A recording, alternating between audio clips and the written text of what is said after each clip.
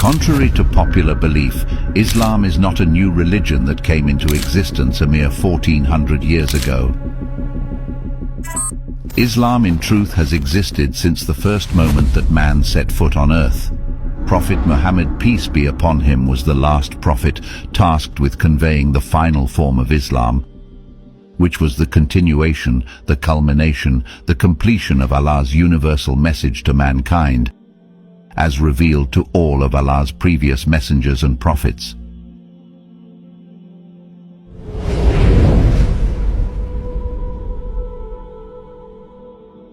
In the 6th century CE, Arabia was a polytheistic society with many gods and goddesses worshipped by different tribes and communities.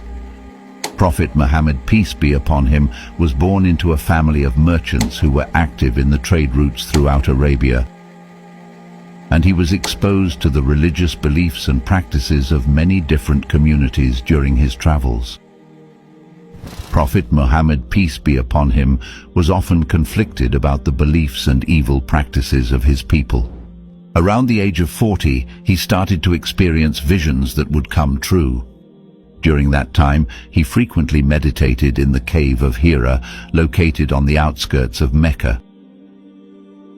But on one fateful night in 610 CE, while in solitude at the cave of Hira, the revelation of the glorious Quran began. The Night of Glory, which Muslims refer to as Laylatul Qadr, is a night that marks the revelation of the Quran to Prophet Muhammad, peace be upon him, by the angel Jibreel. Allah revealed the glorious Quran in parts over a period of 23 years to the Prophet. However, the first revelation happened on the Night of Glory and marks a significant moment in the founding of Islam. The exact date of the Night of Glory is unknown. However, it is known that it is one of the odd nights of the last 10 nights of Ramadan, the 9th month of the lunar year. It is considered the holiest and most significant night for Muslims, who spend entire nights in prayer and devotion, hoping to earn its blessings. The revelation. The account of the first revelation was narrated as follows. The angel came to him and asked him to read. The Prophet replied, I do not know how to read.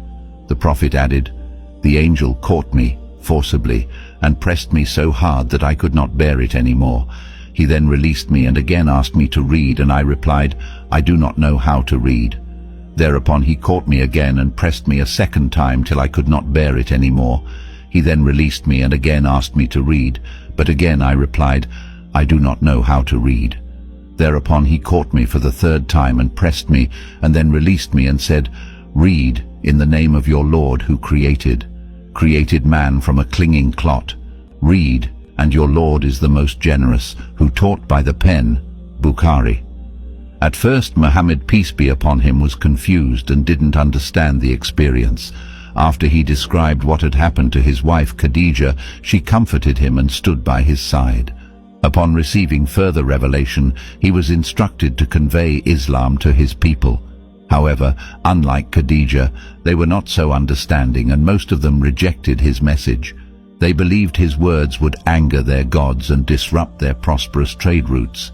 Despite this, the people refrained from taking any action beyond harsh words because Muhammad's, peace be upon him, wife held a great deal of influence in Mecca, and his uncle Abu Talib was the chief of the Banu Hashim clan.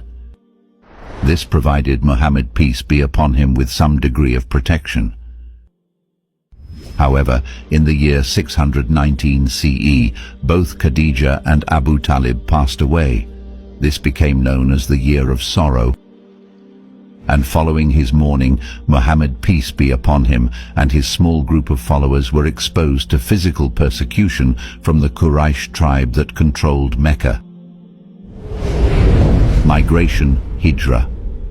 In 620 CE, during the pilgrimage season, Muhammad, peace be upon him, met with delegates from Medina and presented the message of Islam to them. Convinced by his words, they accepted Islam and promised to preach it to their people. They hoped to unite the bickering tribes of Medina under the banner of Islam. Their efforts were quite successful, and Islam spread throughout Medina.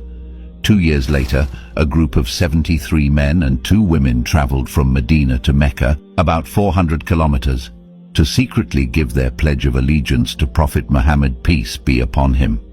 Upon hearing about the incident and fearing the consequences of Islam gaining ground, the people of Quraysh planned to assassinate him. Allah revealed their plots to Muhammad, peace be upon him, and permitted him to leave for Medina. This journey is known as the Hijrah. During his time in Medina, Prophet Muhammad continued to receive visits from Angel Jibreel and shared the divine messages with his growing following. Islam spread far and wide, and it wasn't long before the first Islamic community was established. This model for the Islamic State was based on the principles of sovereignty of Allah, justice, consultation, and accountability. Prophet Muhammad, peace be upon him, led the people of Medina through thick and thin, and